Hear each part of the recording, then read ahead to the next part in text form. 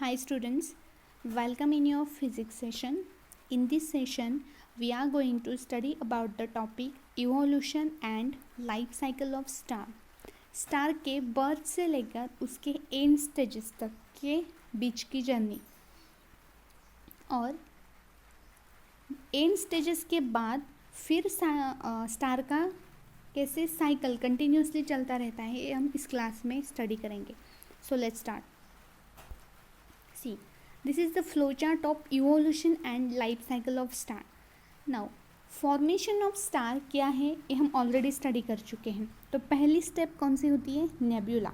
Formation of star की पहली stage होती है नेब्यूला. तो नेब्यूला में क्या होता है? Cloud of dust and gas. जो डस्ट पार्टिकल है और गैस है उनका क्या होता है? फ्यूजन होता है. उसे कहा जाता है नेब्यूला. नेब्यूला के बाद नेक्स्ट स्टेज आती है प्रोटोस्टार. और प्रोटोस्टार की नेक्स्ट स्टेप है स्टार. वहाँ के प्रोटोस्टार के बाद स्टार का बर्थ होता है, स्टार जन्म लेता है. तो this is the star, main sequence of star. अब यहाँ से उसकी दो क्लासिफिकेशन होती है और इसका क्लासिफिकेशन डिपेंड होता है इसके मास के ऊपर. जो लाइटर स्टार होते हैं जिसका मास कम होता है उन्हें कहा जाता है रेड जायंट. और जिन स्टार का मास बहुत ही हैवी होता है उनको कहा जाता है रेड सुपर जायंट. कम मास वाले रेड जायंट एंड जिनका मास ज़्यादा होता है उनको कहा जाता है red giant star, red super giant star. अब रेड जायंट स्टार के बाद उनकी जो एंड स्टेजेस है, अब ये स्टार तो एंड होने वाले हैं तो उनके एंड स्टेजेस इनके मास के ऊपर डिपेंड है. जो कम मास वाले हैं जिन्हें रेड जायंट कहा जाता है उनकी जब एंड की स्टेज आती है तो उसे कहा जाता है वाइट डॉर्फ. और जो हेवियर मास वाले जो स्टार्स है उनका फॉर्मेशन होता है नेक्स्ट एक्सप्लोजन होकर बनता है सुपरनोवा. रेड सुपर जायंट जिनका मास बहुत ही हैवी है उनका जब एक्सप्लोजन होता है, जब वो एक्सप्लोड होता है तो उनका फॉर्मेशन होता है सुपरनोवा में. और सुपरनोवा के बाद फिर इन दो स्टार का डिफरेंट एंड स्टेज आती है. एक को कहा जाता है ब्लैक होल और दूसरे को कहा जाता है नेब्यूला, न्यूट्रॉन स्टार. तो स्टार के एक्चुअली 3 एंड स्टेजेस हैं. फर्स्ट है white dwarf, black hole and third one is neutron star. अब वाइट डॉर्फ के बाद की स्टेप से ब्लैक डॉर्फ. बट आज तक कोई भी स्टार की लास्ट एज ब्लैक डॉर्फ पे नहीं आई है, वाइट डॉर्फ ही उसकी लास्ट स्टेज है. So these are the last stages और द जर्नी ऑफ स्टार. ये स्टार के इवोल्यूशन की जर्नी है. इस तरह उनका साइकिल कंटिन्यूसली चलता रहता. फिर उनके ये जो 3 लास्ट स्टेजेस हैं वाइट डॉर्फ, ब्लैक होल और न्यूट्रॉन स्टार, ये जब आते हैं तब वहाँ पे फिर से एनर्जी डस्ट पार्टिकल का फॉर्मेशन होता है, हाइड्रोजन का. फिर उनके बीच में कंटिन्यूसली प्रोसेस चलती रहती है. फिर उन नेबुला में फॉर्मेशन होता है प्रोटोस्टार, मेन सीक्वेंस. ऐसे उनका कंटिन्यूसली साइकिल चलता रहता है. So this is the flow chart of evolution and life cycle of star. So first question for the homework is draw the flow chart of evolution of star. evolution of star का जो flow chart है उसकी diagram आपको draw करनी है. ये flow chart आपको draw करना है.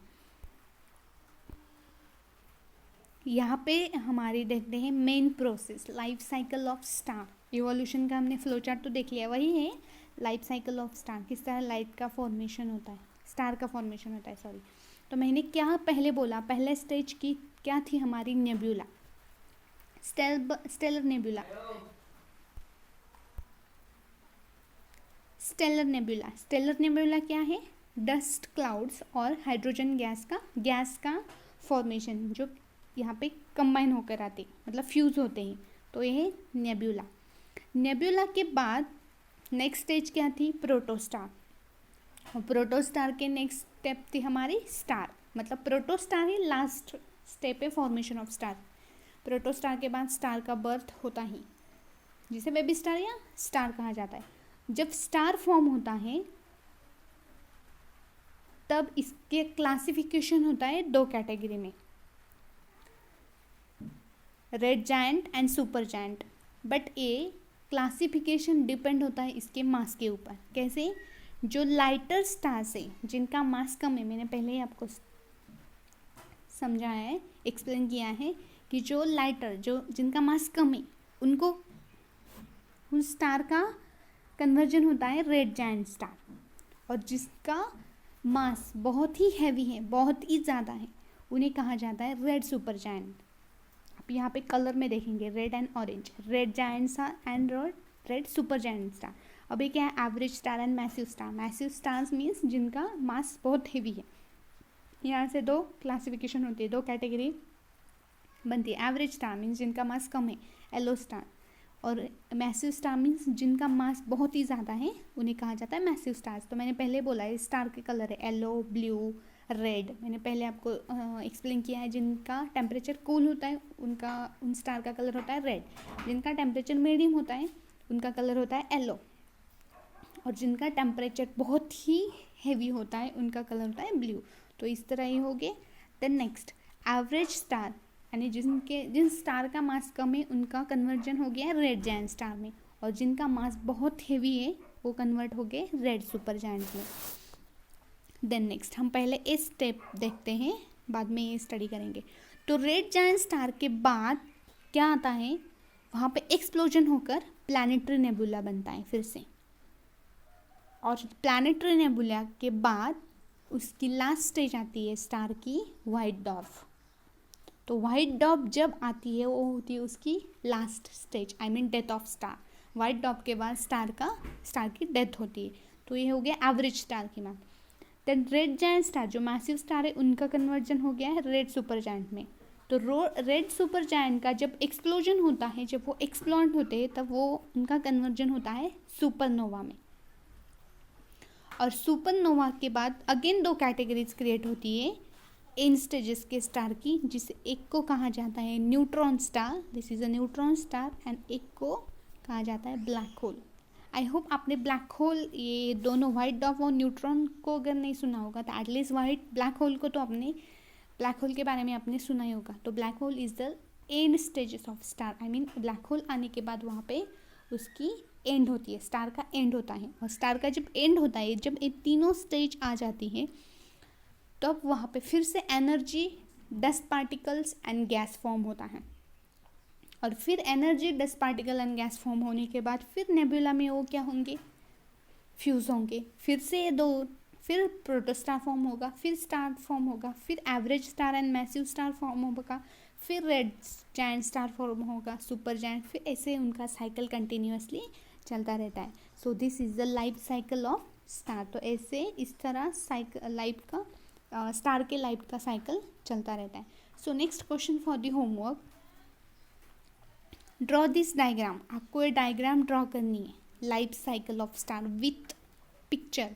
आई मीन इस पिक्चर को, नॉट ओनली फ्लो चार्ट को तो आपको ड्रॉ करना ही, बट आपको ये डायग्राम भी ड्रॉ करनी है, और उसके साथ स्टार का लाइफ साइकिल कैसे चलता है इसे आपको डीप में एक्सप्लेन करना है, डिटेल में एक्सप्लेन करना है, जो मैंने आपको अभी एक्सप्लेन किया है।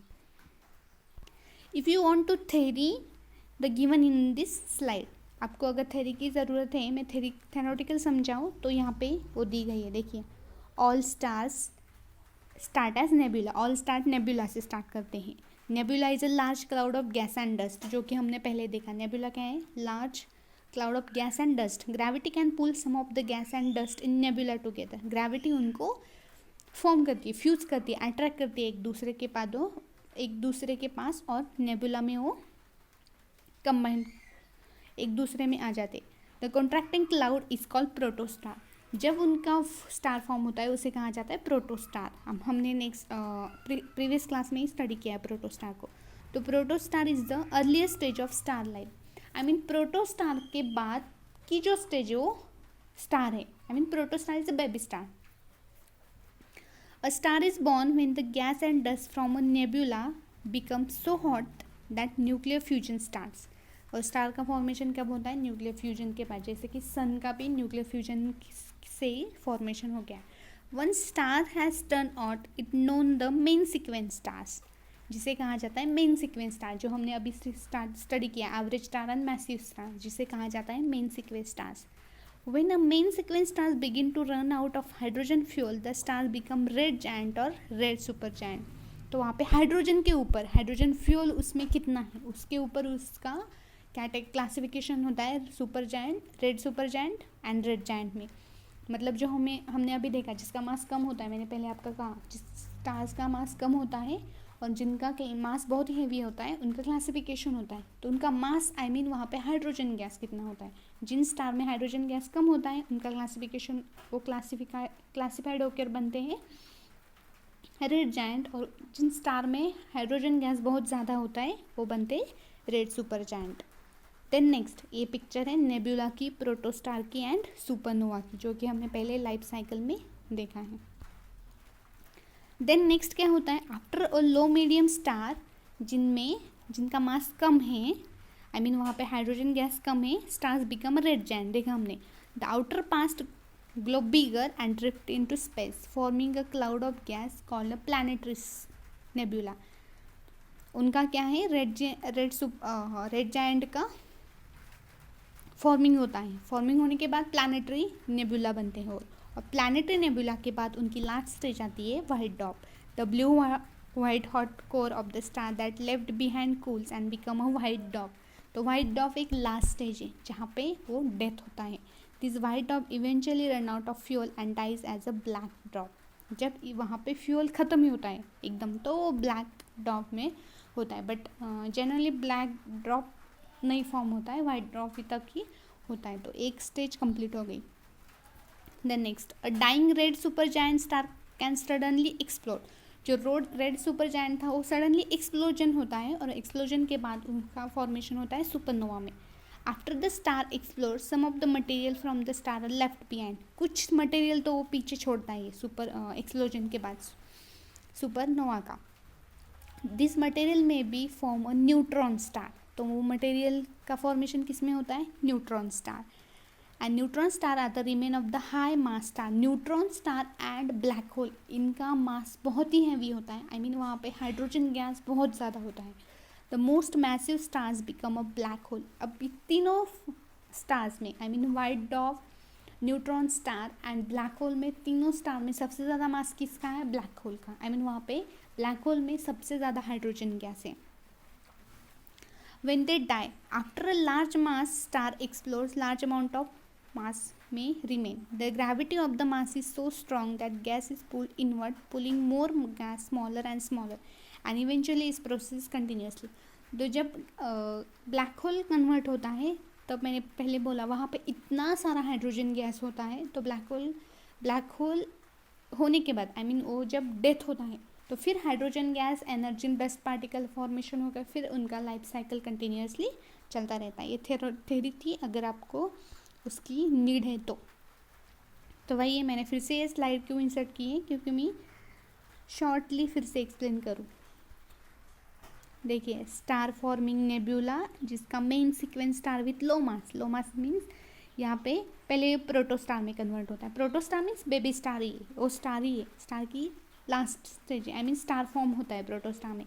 तो main sequence star means low mass means इस स्टार में बहुत कम हाइड्रोजन है और इस स्टार में बहुत ज़्यादा हाई हाइड्रोजन है, हाई मास है इसका। और ये टेम्परेचर के ऊपर इनका कलर डिपेंड है, मैंने पहले बोला वाइट, ब्लू एंड रेड। फिर ये रेड जायंट स्टार के बाद planetary nebula and planetary nebula के बाद वाइट डॉर्फ। फिर इनका कन्वर्जन होता है सुपर जायंट में, रेड सुपर जायंट का एक्सप्लोजन होकर बनता है सुपरनोवा। और सुपरनोवा का जब एक्सप्लोजन होता है तो कुछ मटेरियल उनके लेफ्ट बचते तो उनसे बनता है न्यूट्रॉन स्टार, और जो एक्सप्लोजन का गैस है उससे बनता है ब्लैक होल। तो इन तीनों में white dwarf, neutron star and black whole में सबसे ज़्यादा मास है ब्लैक होल का। ब्लैक होल में सबसे ज़्यादा हाइड्रोजन है, उसके बाद न्यूट्रॉन स्टार में और फिर वाइट डॉर्फ में। और इन तीनों की स्टेज जब आती है फिर से उनमें डस्ट और गैस फॉर्म होता है और फिर कंटिन्यूसली एक साइकिल ऐसे चलता रहता है। So this is the life cycle of star. ये है स्टार का लाइफ साइकिल। आपको इसे डिटेल में एक्सप्लेन करना है इस डायग्राम के साथ।